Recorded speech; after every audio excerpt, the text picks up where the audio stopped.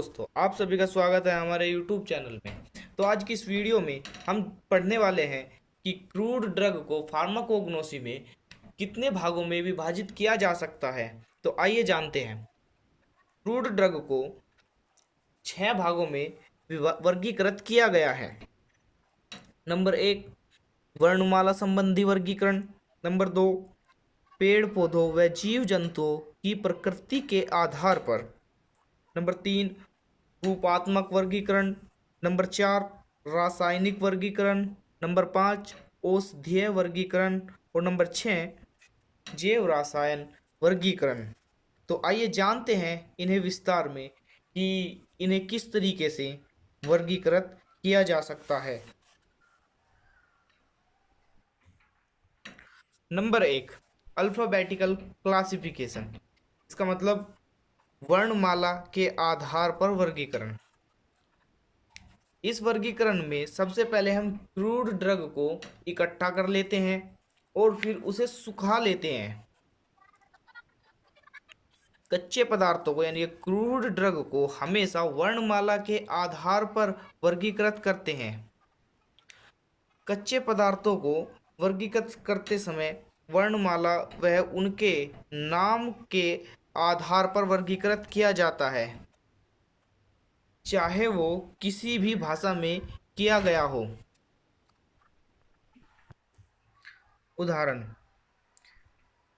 Indian pharmacopoeia में crude drug को Indian pharmacopoeia 1966 में इंग्लिश व इंडियन फार्माकोपिया 1955 में लैटिन भाषा के आधार पर वर्गीकृत किया गया है।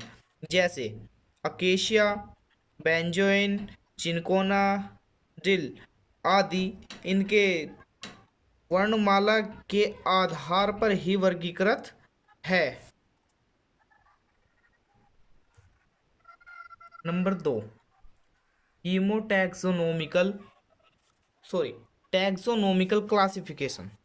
इस वर्गीकरण में हम क्रूड ड्रग को पेड़ पौधों व जीव जंतुओं की प्रकृति के आधार पर वर्गीकृत करते हैं। कैसे करते हैं? हम सबसे पहले देखते हैं कि जो पेड़ पौधे या जीव जंतु है वह किस जाति के हैं, उनका क्या क्रम है, वह किस परिवार के हैं, उनकी कौन सी पीढ़ी है, क्या जाति है और क्या उनकी प्रजाति है आदि को ध्यान में रखकर हम उनका वर्गीकरण करते हैं। Morphological classification. इस इस आधार पर हम जो क्रूड ड्रग का वर्गीकरण है उनके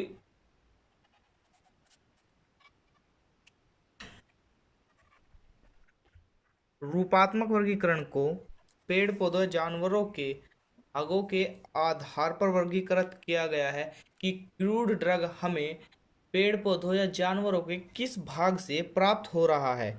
इन्हें 2 प्रकार से वर्गीकृत किया जाता है, एक ऑर्गेनाइज्ड और दूसरा अनऑर्गेनाइज्ड।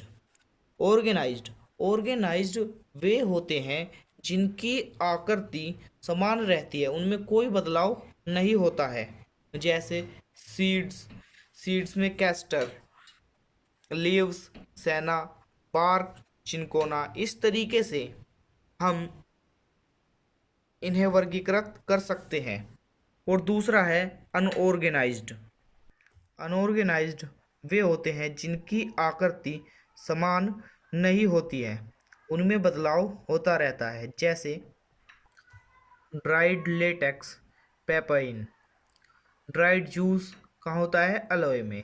गम, ग्योर गम में। ये सब लिक्विड होते हैं जिनकी आकृति बदलती रहती है। Number 4, chemical classification.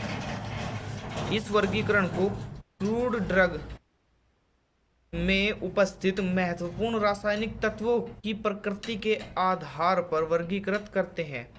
इसमें हम देखते हैं कि इस क्रूड ड्रग में कौन कौन से केमिकल तत्व, रासायनिक तत्व उपस्थित है। जैसे ग्लाइकोसाइड है वो सेना में पाया जाता है, एल्कोलॉइड धतूरा में होता है, और टेनिन्स होता है वो अशोका में होता है, और जो वोलेटाइल ऑयल होता है वो लौंग में होता है। Number 5, pharmacological classification. इस वर्गीकरण में क्रूड ड्रग का वर्गीकरण उसमें उपस्थित मुख्य रासायनिक तत्वों के औषधीय प्रभाव के आधार पर किया जाता है। जैसे drug acting on respiratory system, जो दवाई होती है वो हमारे श्वसन तंत्र पर क्या प्रभाव डालती है। जैसे एक्सपेक्टोरेंट, कफ को यानी कि जो मलगम होता है उसे बाहर निकालने का काम करती है। दूसरा, drug acting on cardiovascular system, यह हमारे हृदय पर क्या प्रभाव डालती है। एंटी हाइपरटेंसिव, ये हमारे ब्लड प्रेशर को कम करने में काम आती है। एंटी कैंसर, कैंसर का उपचार करने में काम आती है आदि।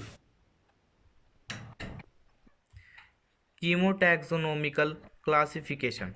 इस वर्गीकरण में क्रूड ड्रग में उनमें उपस्थित केमिकल तत्व और उनकी जाति, प्रजाति, परिवार आदि के आधार पर वर्गीकृत किए जाते हैं। इसके उदाहरण हम पहले पीछे पढ़ चुके हैं। तो यदि हमारी वीडियो आपको अच्छी लगी हो तो इसे लाइक, सब्सक्राइब और शेयर करना ना भूलें। यदि आपको कोई टॉपिक नहीं आ रहा है या समझने में कोई दिक्कत हो रही है तो हमें कमेंट कर ज़रूर बताएं। हम आपके लिए उसी टॉपिक पर नई वीडियो लेकर आएंगे। थैंक्स।